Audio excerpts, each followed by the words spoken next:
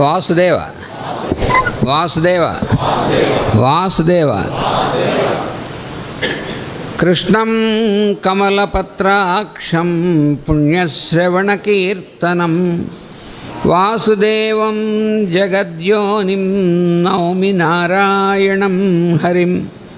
కృష్ణాయ వాసుదేవాయ హరయే పరమాత్మనే ప్రణతక్లేశనాశాయ గోవిందాయ నమో నమః.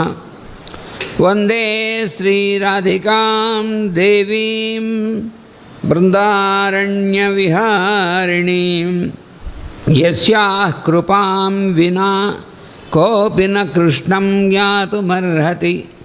పుంజీభూతం ప్రేమ గోపాంగనానాం మూర్తిభూతం భాగధేయం యదూనాం ఏకీభూతం గుప్తవిత్తం శ్రుతీనాం శ్యామీభూతం బ్రహ్మ మే సన్నిధత్తాం. వ్యాసం వసిష్ఠనప్తారం శక్తే పౌత్రమకల్మషం పరాశరాత్మజం వందే సుకతాతం తపోనిధిం. వ్యాసాయ విష్ణురూపాయ వ్యాసరూపాయ విష్ణవే నమో వై బ్రహ్మనిధయే వాసిష్ఠాయ నమో నమః. నారాయణం నమస్కృత్య నరం చైవ నరోత్తమం దేవీం సరస్వతీం వ్యాసం తతో జయముదీరయేత్. సర్వవేదార్థతత్వజ్ఞం వేదార్థప్రతిపాదకం పురాణసారసర్వజ్ఞం కృష్ణం వందే జగద్గురుం. శ్రీమద్భాగవతీ గాథా రహస్యార్థప్రకాశకం సంశయోన్మూలనచిణం కృష్ణం వందే జగద్గురుం. శ్రీకైవల్యపదంబు చేరుటకునై చింతించెదన్ లోకరక్షైకారంభకు భక్తపాలన కళా సంరంభకున్ దానవోద్రేకస్తంభకు కేళిలోల విలసదృగ్జాల సంభూత నానాకంజాత భవాండకుంభకు మహానందాంగనాడింభకున్. ఓం అస్మద్గురుభ్యో నమః.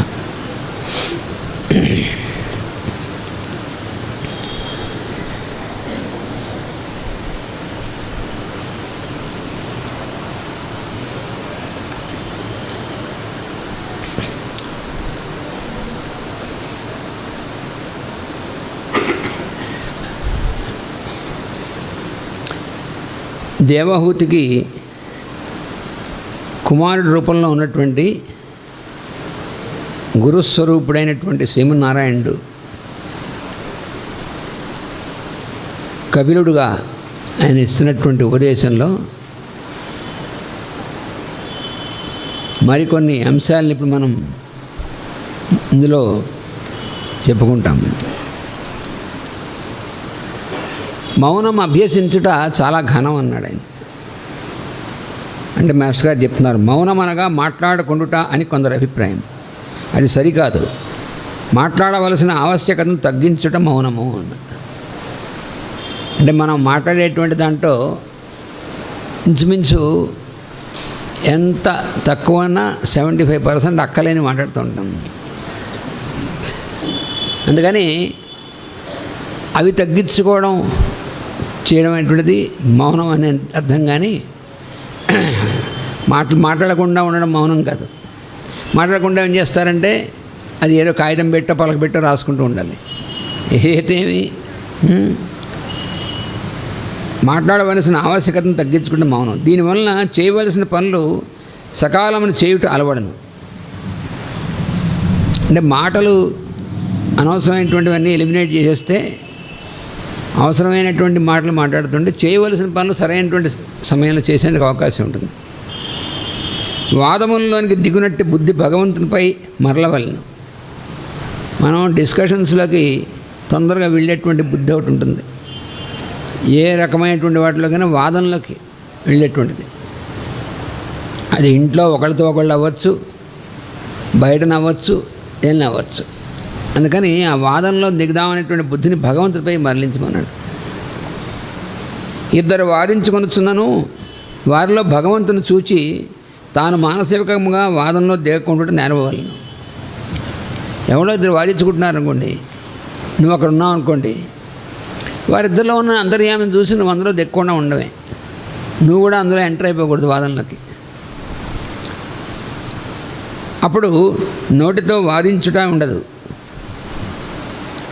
అయితే ఇంకోటి కూడా చెప్పారు, మనసు చెరలేగుచుండగా గొంతు బిగించుకున్నట్టు మౌనం కాదు. స్విచ్ ఎక్కడ ఆపాలంటే మనసులో ముందు ఆపాలి, మనసులో స్విచ్ ఆఫ్ చేసుకోవాలి. మనసులో స్విచ్ ఆపకుండా నోరు మాత్రం కట్టేస్తే దీనివల్ల ఉద్రేకము, రక్తపోటు, తలనొప్పి, నిద్ర లేకుండా మున్నగు వ్యాధులు సంక్రమించును. తాను చేయు ప్రసంగమునందలి ప్రతి వాక్యము అక్కర్లేనిచో మానవలెను. మనం మాట్లాడేటువంటి ప్రతి మాట కూడా అది అవసరం లేని మాట అయితే ఆపేయాలి, అంతే. మనం మాట్లాడకూడదు. ఆవశ్యకమైనచో మాట్లాడవలెను. తనకో ఎదుటివారికో జ్ఞానము విప్పారునట్టు సంభాషణలు మాత్రమే చేయుట, అడిగిన దానికి సందేహము లేని సమాధానమును అధిక ప్రసంగము లేకుండా ఇచ్చుట అభ్యాసం కావాలని. ఎందుకంటే ఎవరన్నా అడిగారనుకోండి, నీకు కనుక దానికి పూర్తిగా తెలిస్తే సందేహం వాళ్ళకి రాకుండా, సందేహం లేకుండా సమాధానం చెప్పాలి. ముఖ్యంగా మౌనము మానసికమే కానీ వాచికము కాదు, అది స్పష్టం చేశారు. మెంటల్ సైలెన్స్, దాని అభ్యాసం చేయాలి మనం. అది లేకుండా ఫిజికల్ సైలెన్స్ అంటే ఇవి జబ్బులన్నీ వస్తాయి. తర్వాత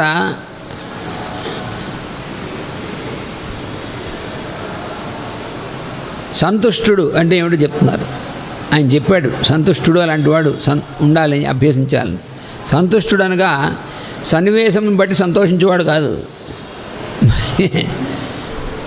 అది బాబా చాలా సంతోషపడుతూ ఉంటాడు. ఏం సంతోషపడుతుంటాడు? అప్పుడు సన్నివేశాలను బట్టి, దాన్ని బట్టి కాదు. అదేమంటారంటే సంతోషము తన స్వభావముగా అభ్యసించేవాడు. అంటే వాడు ఎప్పుడూ సంతోషంగా ఉండడం అభ్యసించాలి, కానీ ఆ ఉన్నటువంటి సన్నివేశాలు వాడికి అనుకూలంగా ఉంటే సంతోషించడం, అంటే అనుకూలంగా లేకపోతే ఏడుస్తాడనమాట. అది కాదు చేయాల్సింది. అలాగే ఇంకోటి చెప్పాడు ఆయన, మితాసనుడుగా ఉండాలన్నాడు. అసనం అంటే తినడం. మితాసనుడు అనగా మితముగా భుజించువాడు అని. అంటే రుచిని బట్టి తినువాడు రోగి ఎగును, తినుటకు రుచిని సద్వినియోగం చేయువాడు యోగి ఎగును.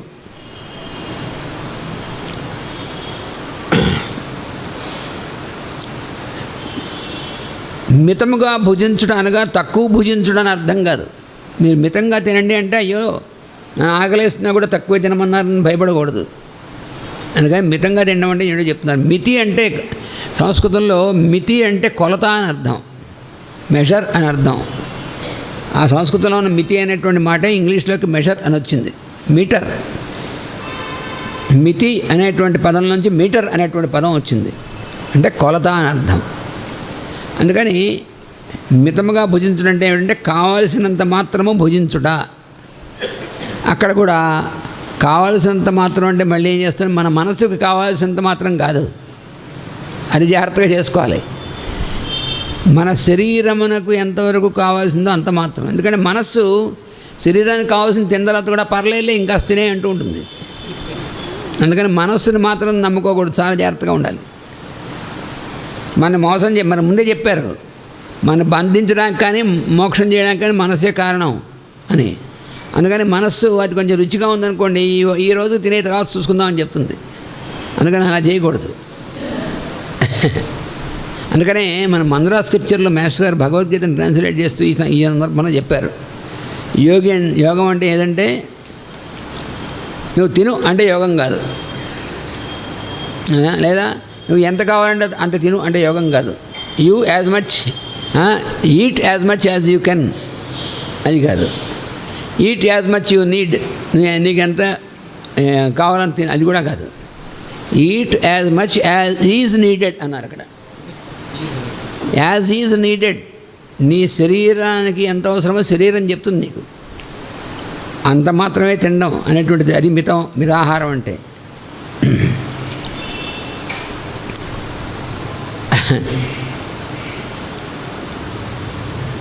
భోజనము చేసినప్పుడు ఆకలి దప్పులు తీరవలను.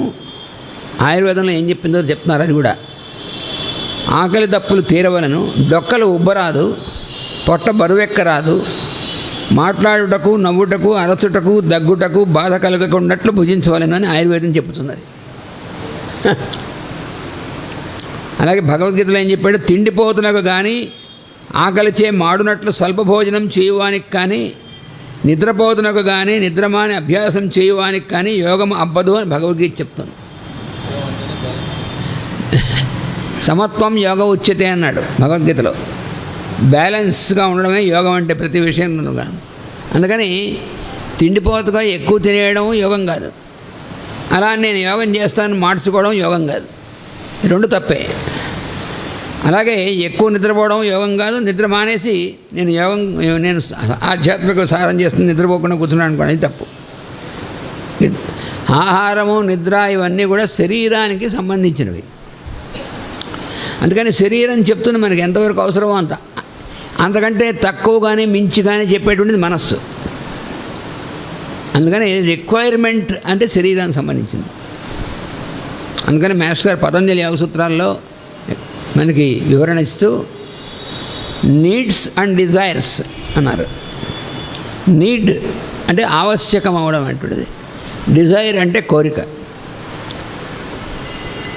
అందుకని మనకు ఏదైనా కావాలనిపించింది అనుకోండి, వెంటనే ఇది నీడా డిజైరా, ఇది శరీరానికి ఆవశ్యకమైందా అదే మనస్సుకి కావాలని అనిపిస్తుందా చూసుకోమన్నారు. Need belongs to the body, desire belongs to the mind అని చెప్పారు. ద నీడ్స్ శరీరానికి ఆవశ్యకమైనవి కొంచెమే ఉంటాయి, ఎవరికైనా అవే ఉంటాయి, అది కామన్ అన్నారు. నీడ్స్ ఆర్ కామన్ అన్నారు. అంతేగాని ఇంకోళ్ళ కోరి నక్కట్టుగా అలా ఉండదు. ఎవరికైనా సరే ఆకలి ఎవరికైనా సరే, దప్పిక ఎవరికైనా సరే, నిద్ర ఎవరికైనా సరే, ఇలా కొంచెమే ఉంటాయి. డిజైర్స్ మాత్రం అన్లిమిటెడ్, ఇన్ఫినిట్ అనమాట. ఇక మనసులో పుడుతూ ఉంటాయి కోరికలు దన్నుపనేగా. అందుకని జాగ్రత్త అని చెప్పాడు అక్కడ. కఠోరములైన ఉపవాసాదులు చేసి దేహమందలి పంచభూతములను కుసింపజేయువారు వివేకం లేనివారు అని భగవద్గీత చెప్పుతున్నది. అంటే మనం కఠోరమైనటువంటి ఉపవాసాలు భగవంతుడు చేయమన్నాడు, భగవంతుడు ఏం చేయమని మనమే చేస్తూ ఉంటాం. ఎందుకంని భగవంతుని భయపెట్టడానికి. నేను ఉపవాసాలు చేశాను, నేను ఇచ్చింది అడిగింది ఇస్తావా తెస్తావా అని భగవంతుని భయపెట్టినాం. అంటే హంగర్ స్ట్రైక్ అంటారు చూసారా, అదనమాట ఉపవాసం. పచ్చి మంచినీళ్ళు కూడా తాకుండా ఉపవాసం చేస్తారంటే అది హంగర్ స్ట్రైక్ భగవంతుడికి. అంటే నేను అనుకున్నది ఇస్తావా తెస్తావా భగవంతుడని.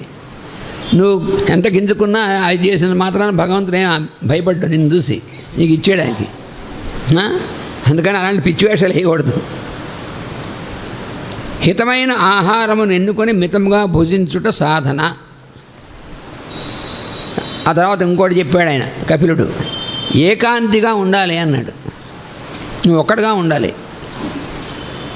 Very good. అంటే ఎవరు లేని చోటుకి వెళ్ళి ఉండాలి అనుకుంటా వెంటనే. ఏకాంతి అనగా ఒంటరితనం అనుభవించేవాడు అని అర్థం. తనను ఆశ్రయించిన వారిని విడిచి ఎప్పుడునూ తన గదిలో కానీ కొండ గుహల్లో కానీ చేరి సాధన చేయమని దీని ఉద్దేశ్యం కాదు అని మాస్టర్ గారు మనకి ఇస్తున్నారు.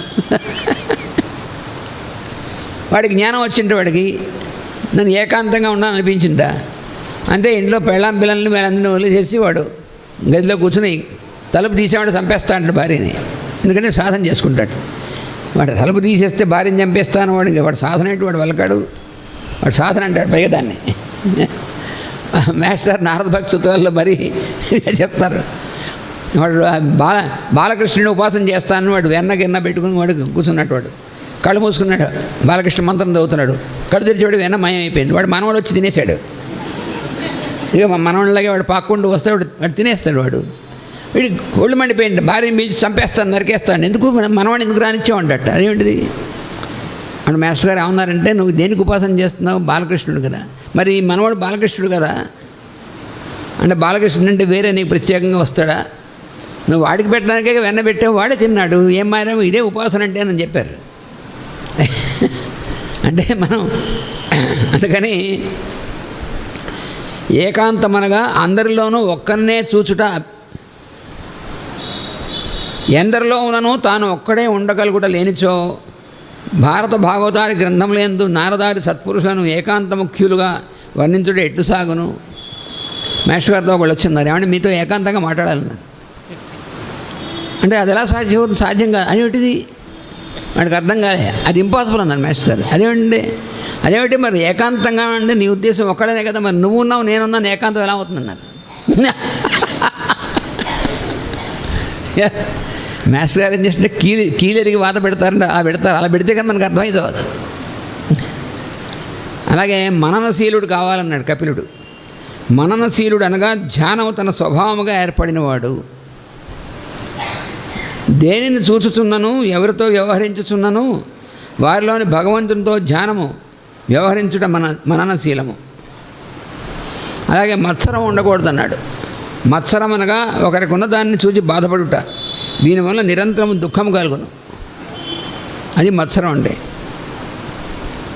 విలువైన అందమైన వ్యక్తులను, వస్తువులను, దుస్తులను, భూషణ అలంకారాలను చూచినప్పుడు వాని యందు దైవత్వం గమనించో మత్సరం పుట్టదు. ఒక అందమైన ఎవరైనా కనిపించానుకోండి, అందులో అటువంటి దైవాన్ని చూడు, అప్పుడు నీకేం మత్సరం పుట్టదు, మాయరోగం పుట్టదు.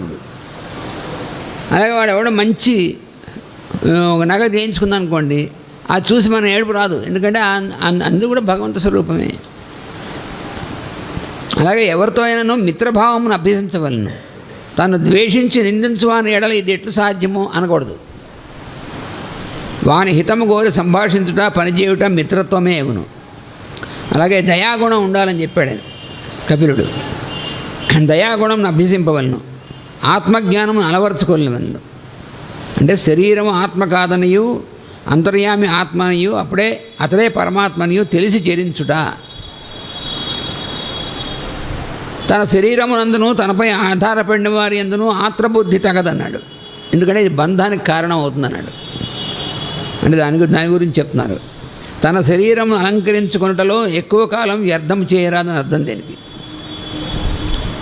శరీరమునకు వ్యాధి కలిగినచో నియమం పాటించి ఔషధ సేవనం చేయవలనే కానీ వ్యాధిని గురించి దిగులు పడరాదు. నాకే ఎందుకు వచ్చిందండి ఈ వ్యాధి అని ఏడుస్తూ ఉండకూడదు. నీకేమిటి బోడంత మందికి వస్తుంది. అందుకని చాలామందికి వస్తుంది, అందులో నువ్వు ఒకటి గుర్తుపెట్టుకొని అప్పుడు ఏం చేయాలి? నాకు ఈ వ్యాధి తగ్గుతుంది, ఎప్పుడు తగ్గుతుందని ఏడుస్తే తగ్గదు. ఇలాంటి వాళ్ళు ఎంతమంది బాధపడుతున్నారో ఈ వ్యాధితోనో అందరికీ తగ్గాలని నమస్కారం చేసుకొని నీకు కూడా తగ్గుతుంది. అంతేకాని నాకు తగ్గాలి, నాకు బాగుండాలి అన్నావా చచ్చినా బాగుండదు. ముసలితనం కలిగినప్పుడు దాని లక్షణములను కప్పిపుచ్చుకున్నట్టు కంగారు పడరాదు. దేహం విడవలసి వచ్చినప్పుడు ఉత్కంఠ పడినచో తెలివి తప్పును, కనుక మృత్యువు కలుగును. దేహం విడవడం మృత్యువు కాదు. దేహం విడిచేప్పుడు భయపడతాం, అంటే దాని గురించి ఉత్కంఠ పడిపోతాం, అమ్మో అని. అందుకని ఎందుకు వీడిని అనవసరంగా అని చెప్పి మత్తు ఇస్తుందన్నమాట ప్రకృతి. అంటే వాడికి సెన్సెస్ పోతాయి, అందులో అలా వెళ్ళిపోతాడు అనమాట వాడు. ప్రశాంతి లభించినచో తెలివి తప్పదు కనుక మృత్యువు కలగక దేహం తొలగును. అలాంటి వాడు ఉన్నారు. అలాగే కోపము తొలగించుకొనవలను మరియు అభిమానము తొలగించుకొనవలను అని చెప్పాడు కపిలుడు. కోపం తొలగించుట అనగా కోపమును ఆపుట కాదు, సంతుష్టిని అలవరుచుకొనట. కోపాన్ని పోగొట్టుకోవాలని ప్రయత్నం చేస్తే ఇంకా ఎక్కుతుంది కోపం. అందుకని దాన్ని అలా వదిలేసి సంతోషంగా ఉండడం. దానికి ఎప్పుడైనా సరే నెగిటివ్ దాన్ని పట్టుకోకూడదు. అది పోవాలంటే పాజిటివ్ దాన్ని పట్టుకోవాలి. అది చేయవలసింది. జీవుని యొక్క ఈశ్వరుని యొక్క యథార్థ జ్ఞానం గ్రహింపవలను. జీవుడు తత్వము చేత ఈశ్వరుడే అని తెలియవలెను. ఒక గృహం కట్టినప్పుడు గదుల్లో చోటు ఉండును. ఆ చోటు వంటి వాడు జీవుడు. 6 బయల లాంటివాడు దేవుడు. ఇల్లు కట్టకముందు గదిలో ఉన్న చోటు కూడా 6 బయల్లోని చోటే. కట్టిన తర్వాత కూడా దాని అఖండత్వము పవిత్రత్వము చెడలేదని ఊహింపవచ్చును. గదిలో దుర్వాసన ఉన్నను అది చోటుకు అంటదు. అట్లే జీవుడు కూడా ఈశ్వరుడే అని తెలియవలెను.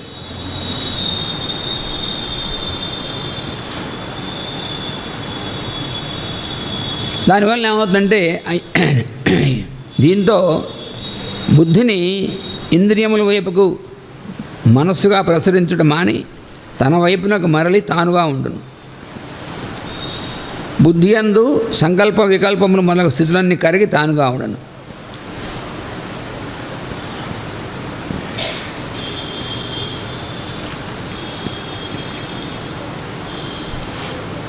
అప్పుడు ఇవన్నీ చెప్పాడు. చెప్తే ఆవిడ మళ్ళీ ప్రశ్న వేస్తుంది దేవహూతి, ఓ నిర్మలమూర్తి, నాకు ఒక సందేహం మిగిలి ఉన్నది. పృథివీకి గంధము సహజము, జలమునకు రుచి పుట్టించు గుణము సహజము. ఈ జంటకు అన్యోన్య సంబంధం ఉన్నది, అది అవినాభావ సంబంధం. ఒకదాన్ని విడిచి మరి ఒకటి ఉండదు. అట్లే జీవుల యందు ప్రకృతికిని ఆత్మకును అన్యోన్య సంబంధము దగ్గరై ఉన్నది కదా. అటిచో ఆ ప్రకృతికిని ఆత్మకును ఎడబాటు ఎట్లు సంభవించును? ఈ తత్వశాస్త్రము మనస్సుకు విశదమైన వెంటనే ఒక్క మారుగా సంబంధములు తొలగొట ఎట్లు సాధ్యము? ఈ బంధములు తొలగించుకునేటప్పుడు తొలగచుండును, మరల మనస్సు ప్రవర్తించినప్పుడు వర్తించుండును. అట్లుగాక ఇక తిరిగి పుట్టని విధమున అవి చనిపోయినట్టు తొలగుడు మార్గమేమి? సంసార జీవులకు బంధువులు చనిపోయినప్పుడు ఇక మనకు కనిపింపరని గుండె రాయి చేసుకుంది. అదే విధముగా సంసార బంధములు తొలగు మార్గమేమి అంటుందన్నమాట ఇవి. ఇన్నిటినీ స్పష్టపడినట్లు వివరించి దయతో నన్ను రక్షింపము అని అడిగింది ఆవిడ. అంటే ఆయన అంటున్నాడు, అప్పుడు భగవంతుడు ఇట్లని బోధ చేశాను, తల్లి, ఈ దిగువ చెప్పబడు క్రమమును అవలంబించినచో పురుషుని ఆశ్రయించి అంటుకుని ఉన్న ప్రకృతి నీవు కోరినట్టు దగ్ధమై మాయమైపోవును. ఒకటి, మనస్సున కారణము కల్పించుకొనకుండా తన పని తాను చేయుట.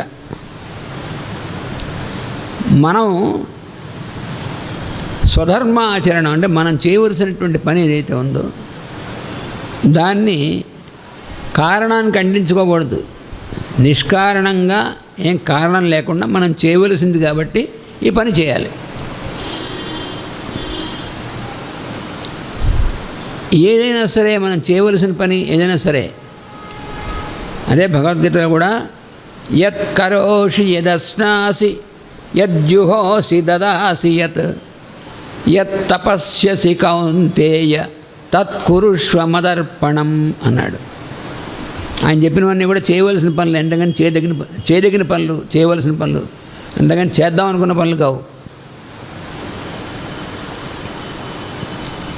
రెండోది, హృదయము నిర్మలముగా ఉండుట, నిరంతరముగా గుర్తించి చూచుకొనుట.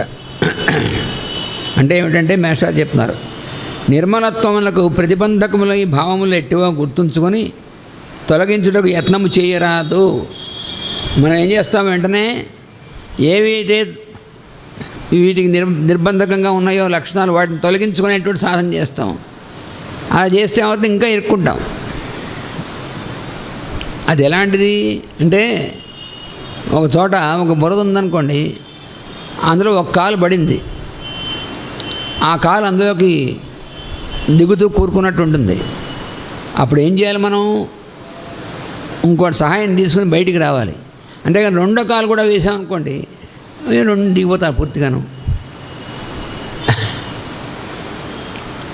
ఎందుకంటే అట్లు గుర్తుంచుకున్నచో వారిని స్మరించము కనుక హృదయమునకు నిర్మలత్వం అసాధ్యము. దాన్నే స్మరిస్తూ ఉంటాం మనం. ఏమిటోనండి అన్ని చెడు ఆలోచనలు వస్తున్నాయి, చెడు ఆలోచనలు వస్తున్నాయి, ఎలా వీటిని పోగొట్టుకోండి, చెడు ఆలోచనలు పోగొట్టుకోవాలి అంటే వాటిని స్మరణ చేస్తున్నాం.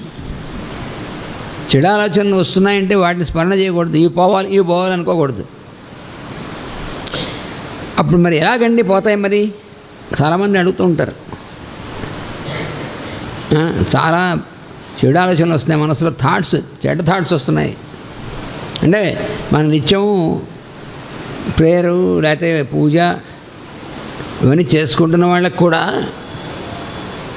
ఇవి చేసుకుంటున్నంత మాత్రాన వెంటనే మనసులో ఉన్నటువంటి చెడ్డ ఆలోచనలు వెళ్ళిపోతాయి అనుకోవడానికి కూడా లేదు. ఎందుకంటే మనకి వాటి యొక్క అసోసియేషన్ మనకి ఏమవుతుందంటే పెద్ద చిక్కు మన నిత్య జీవితంలో దేనికి వాటికి ఒక అపార్ట్మెంట్ కట్టేసుకుంటాం, ఒక కంపార్ట్మెంట్ పెట్టుకుంటాం మనం. పూజ కంపార్ట్మెంట్ పూజ, ఆ పూజ గదిలోకి వెళ్ళినప్పుడే పూజ. అప్పుడు మాత్రం మనం గట్టిగా తల కట్టి కూర్చుంటాం, పూజ చేస్తాం, బ్రహ్మాండంగా చేస్తాం. అయిపోయింది, క్లోజ్, ఆ తలుపు వేసేస్తాం. పూజా గృహం మనం పూజా మందిరం తలుపు వేసేస్తాం, అంటే మనసులో కూడా తలుపు వేసేస్తాం దేవుడికి. అయిపోయింది. ఇలాగా మనం చేసే ప్రతి పని దాని కంపార్ట్మెంట్ దాన్ని, దీని కంపార్ట్మెంట్ దీనిది, అలా చేస్తాం. అందువల్ల ఏమవుతుంది, చెడు ఆలోచనలు ఉన్నటువంటివి ఎక్కడికి పోతాయి మరి పోవు. ఎందుకంటే వాటి కంపార్ట్మెంట్ వాటిది, అవి పోతాయి, అవి ఉంటాయి మనతోనే. అందుకని అవి పోవాలంటే చాలా కష్టమైనటువంటి, దానికి ఏం చేయాలి ఏంటంటే నిర్మల హృదయంలో ఉన్నటువంటి వారి యొక్క చరిత్రలను స్మరించి కీర్తించుకొనుట వలన హృదయం నిర్మలమగును. ఎవరైతే అటువంటి మహానైనటువంటి చరిత్ర ఉన్నారో వాళ్ళ చరిత్రల్ని కీర్తించుకొని, వాళ్ళ చరిత్రను చదువుకుని కీర్తించుకోవడం వల్ల మనకి నిర్మలత్వం వస్తుంది తప్ప, మన మనసు నిర్మలం చేసుకోవాలి, దీంట్లో చెడమని పోవాలి అని ఎంత గట్టిగా నువ్వు గీ పెట్టినా పోదు, ఇంకా ఎక్కువ అవుతాయి. కారణం ఏంటంటే వాటిని స్మరిస్తున్నావు. డౌన్ డౌన్ అని ఇవన్నీ ఏం అరిసి లాభం లేదు వాడన్నిటి. నేను ఇప్పుడు ఒక చోట దుర్వాసన ఉందనుకోండి, ఈ దుర్వాసన పోవాలి అంటే ఎక్కడిపోతుంది దుర్వాసన? దుర్వాసన పోవాలంటే ఏం చేయాలి? మంచి సుగంధమైనటువంటి తీసుకొచ్చి పెడితే దుర్వాసన పోతుంది. అది వెరీ సింపుల్, అంతే. అంతేగాని అది ఏం చేయకుండా దుర్వాసన పోగొట్టాలి. ఏం పోదు, ఎక్కడ పోతుంది? మన మనస్సుకి మామూలుగా ఫిజికల్గా ఉన్నటువంటి దుర్వాసన అయితే ఎలా అయినా కొంత, మనస్సుకున్న దుర్వాసన తొందరగా పోరండి. దానికల్లా ఇదే మందు. మనసుని తీసుకెళ్ళి నిర్మల హృదయాలైనటువంటి వాళ్ళ చరిత్రల మీద పెట్టాలి. అందుకనే సద్గ్రంథ పఠనం రోజు చేసుకోవాలని చెప్పడానికి కారణం అది. అది భారత భాగవతాలు అయి ఉండొచ్చు, లేకపోతే మహానుభావుల చరిత్రలు ఎన్ని ఉన్నాయండి, ఎంతమంది ఉన్నారండి వాళ్ళ చరిత్రలు దాన్ని చదువుకుంటే. మూడోది నిశ్చయముగా ఏర్పడిన భక్తి యోగము, అది కూడా ఉండాలని చెప్తున్నాడు. ఆవిడ అమ్మగారు అడిగినటువంటి దానికి, ఆవిడ అడిగిన ప్రశ్నకి ఇవన్నీ కూడా సాధనాలు ఇవన్నీ చెప్తున్నాడు అనమాట. ఎందుకంటే ఆవిడ అడిగింది కదా, పూర్తిగా దగ్ధమయ్యేట్టుగా ఎట్లాగని అడిగింది. సంసార బంధాలు అవి అనేటువంటివి మనస్సు మళ్ళీ ప్రవర్తించినప్పుడు మళ్ళీ వస్తాయి, అవన్నీ ఎలా పోతాయి, పూర్తి వంశఫలాలు ఎలా పోగొట్టుకోవాలని అడుగుతుంది ఆవిడ. అది అసలు సరైనటువంటి ప్రశ్న అంటే. అందుకని మూడోది చెప్తున్నాడు, భక్తి నిశ్చయముగా ఏర్పడిన భక్తి యోగము అంటే ఏమిటో చెప్తున్నారు పక్కనే మహేష్ గారు. నిశ్చయం అనగా భగవంతుని నమ్మవలనని నిశ్చయించుకోవడం కాదు. నేను ఇప్పటి నుంచి భగవంతుని నమ్ముతాను, అక్కడ నువ్వు నమ్మకపోతే ఏం కొమ్మడిపోయిన లేదు, ఉన్నదంతయు భగవంతుడు అని నిత్య జీవిత వ్యవహారమును వెతుకుట ఆరంభించినతో భక్తి యోగం నిశ్చయమగును. నువ్వు చేసేటువంటి ప్రతి వ్యవహారంలోనూ ఉన్నదంతా భగవంతుడే అనేటువంటిది, అంటే దీంట్లో భగవంతుని ఎలా చూడాలి అనేటువంటి ప్రయత్నం చేయాలి, అప్పుడు సాధ్యమవుతుంది. తర్వాత నాలుగోది ఇంకోటి చెప్తున్నాడు, మహానుభావుల కథలను విని ఆనందించగలుగుట వలన మిగిలిన వాని యందు పట్టు సడలవలెను. మనకి పాపం కర్మలు వాటి మీదకి పట్టు మన మనస్సు ఉంటుంది, చేయకూడని పనులు వాటి మీద వాటి తొందరగా వెళ్తుంది మనస్సు వాటి మించి డైవర్ట్ అవ్వాలంటే ఎట్లాగా, వాటి పట్టు వదలాలంటే ఎట్లా అంటే మహానుభావుల కథలను వినాలి, ఆనందించాలి. అది చేస్తే కానీ అది పోదు. చూడబడిన ప్రతి వస్తువునందు ప్రకృతి పురుషులను గ్రహించుచు అందున్నది ఆత్మ మాత్రమే అను సత్యము ఎట్లు పొసగునో చూసుకొని చుండగలను. ఈ చూపునే పెద్దలు జ్ఞాన సముపార్జనం అందరు. తర్వాత ఐదవది తపస్సుతో కూడిన యోగాభ్యాసమును నిరంతరముగా ఆచరించుకునడం వలన కోరికల యందు పట్టు సడలను. దీన్నే పెద్దలు వైరాగ్యం అందరు. తర్వాత ఆరోది తన్ను తాను ఆత్మయను వెలుగుగా ధ్యానము చేసుకొనుచుండట చేత చిత్తము నానాదిక్కులకు ప్రసరించుట మాని వెనుకకు మరలి తన యందు ప్రవేశించి మాయమగును. చిత్తం అంటే ఏమిటంటే బిహేవియర్ ఆఫ్ ది మైండ్, అంటే అంటే మన మనస్సుకి కొన్ని రకాలైనటువంటి